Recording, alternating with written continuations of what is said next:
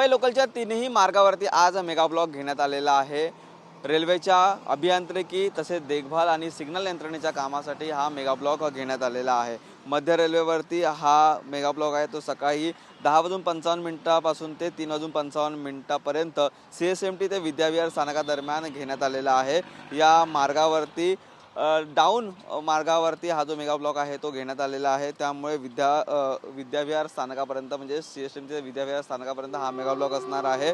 आपण पाहतोय या ठिकाणी ज्या सिग्नल यंत्रणेचं काम करण्यासाठी गाड्या आहेत त्या देखील जाताना आपल्याला पाहायला मिळतात। हेच एक लोको व्हॅन आहे तो इकडनं जाताना पाहायला मिळाला। तसेच या ठिकाणी सिग्नल यंत्रणेच्या कामामध्ये आज मोठा काम आहे ते करण्यात आलेलं असून अनेक गाड्यांचा मार्ग आहे किंवा टाइम आहे तो देखील बदलण्यात आलेला आहे। आपण या ठिकाणी हार्बर मार्गावरती CSMT ते चुनाभट्टी तसेच CSMT ते बांद्रा अप आणि डाऊन मार्गावरती हा ब्लॉक आहे तो असणार आहे। सकाळी 11 वाजल्यापासून दुपारी 4:40 हा ब्लॉक आहे तो घेण्यात येणार आहे। तसेच पश्चिम रेल्वेवरती देखील सांताक्रूज गोरेगाव दरम्यान अप आणि डाऊन मार्गावरती सकाळी 10 ते दुपारी 3 वाजेपर्यंत हा ब्लॉक आहे तो असणार आहे। त्यामुळे ब्लॉक कालावधीत सांताक्रूज गोरेगाव दरम्यान जलद मार्गावरील सर्व लोकल धीम्या मार्गावरून वळवल्या जातील। या व्यतिरिक्त काही लोकल सेवा आहेत त्या देखील रद्द करण्यात आलेल्या आहेत। त्यामुळे प्रवाशांनी प्रवास करताना लोकलच्या आजचं वेळापत्रक पाहूनच प्रवास करण्याचं आवाहन आहे ते करण्यात आलेलं आहे। परंतु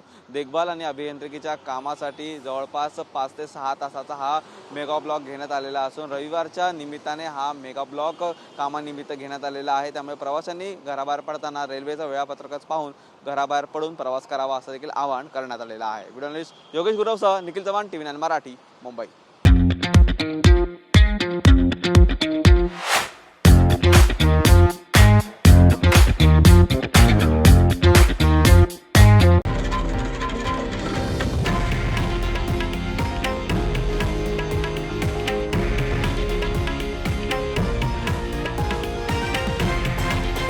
हे आहे देशातील नंबर 1 न्यूज नेटवर्क आणि आपण पाहत आहात TV9 मराठी, एकमेव।